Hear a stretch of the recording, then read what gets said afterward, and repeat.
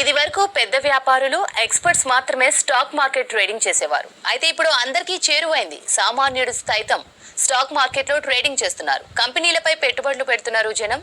దీనికి తోడు mobile applications కూడా అందుబాటులోకి వచ్చాయి. మరీ ఇంతగా క్రేజ్ పెరగడానికి కారణం ఏంటి? స్టాక్ మార్కెట్ ట్రేడింగ్ కు డిమాండ్ ఎలా ఉందో let us watch this story.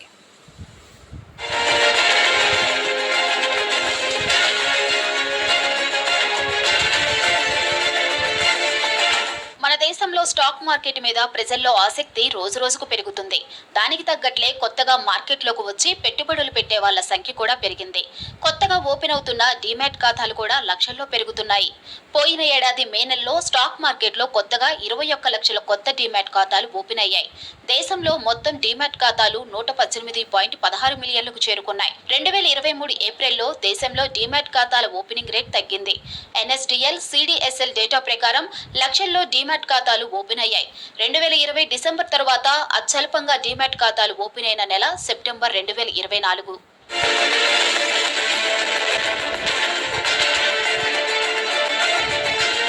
Demat ఖాతాల సంఖ్య పెరగడం వెనుక రిటైల్ ఇన్వెస్టర్లు ఉన్నారు. భారతీయ స్టాక్ మార్కెట్లో రిటైల్ ఇన్వెస్టర్ల భాగస్వామ్యం పెరగడమే దీనికి కారణమని నిపుణులు అంటున్నారు. 2 నెలలుగా స్టాక్ మార్కెట్లో మంచి రాబడులు రావడంతో ఇన్వెస్టర్ల సెంటిమెంట్ మెరుగుపడింది. ఇది రిటైల్ పార్ట్నర్షిప్ ను ప్రోత్సహించిందని అంటున్నారు.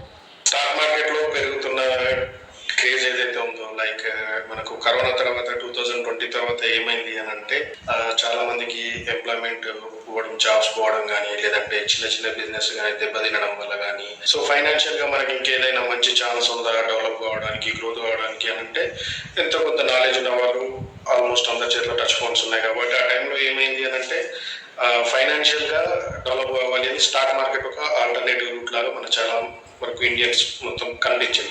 సో దానివల్ల ఏమైంది అని అంటే ఎక్కడో 2 crores 3 crores ఉన్న డీమ్యాట్ అకౌంట్స్ ఈ రోజు 10 కోట్ల వరకు ఆల్మోస్ట్ క్రాస్ అయింది.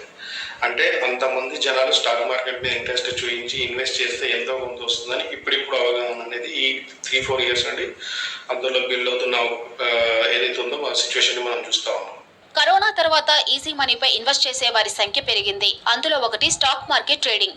ఈ మధ్య కాలంలో స్టూడెంట్స్ సైతం ట్రేడింగ్ పైన ఆసక్తి చూపిస్తున్నారు. చేతిలో 1000 రూపాయలు ఉన్న చిన్న కంపెనీలపై ఇన్వెస్ట్ చేస్తున్నారు.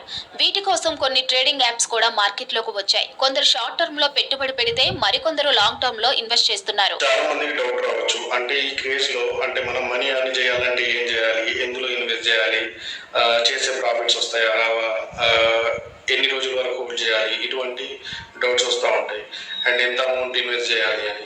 అమౌంట్ ఇన్వెస్ట్ చేయడం అంటే you can as a trader నిజం చెప్పాలి అని అంటే ఈవెన్ ఒక 10 రూపీస్ షేర్ మీద మీరు ఒక షేర్ బై చేసినా కూడా ఈవెన్ ఒక 10 రూపీస్తో కూడా స్టార్ట్ చేయొచ్చు. సో మనం ఎంత రిస్క్ తీసుకుంటున్నాం, మనకి ఎంత మనీ ఉంది మన అకౌంట్లో, మనం ఎంతవరకు పే చేయగలుగుతాం, అంటే మనకు పర్సనల్ ఎక్స్పెండిచర్ మంత్లీ పోగా ఎంతవరకు ఇన్వెస్ట్ చేయగలుగుతాం అనేది మన మీద డిపెండ్ అయి ఉంటుంది. ట్రేడింగ్ ఎప్పుడు ఎలా ఉంటుందో చెప్పలేనందున ఒకేసారి భారీగా ఇన్వెస్ట్ చేయొద్దంటున్నారు ఎక్స్పర్ట్స్. యాప్స్ లో కూడా ట్రేడింగ్ అందుబాటులో ఉండటంతో చాలా మంది మోసపోతున్నారు. స్టాక్ మార్కెట్లో ఇన్వెస్ట్ చేసే ముందు అవగాహన తెచ్చుకోవాలంటున్నారు నిపుణులు.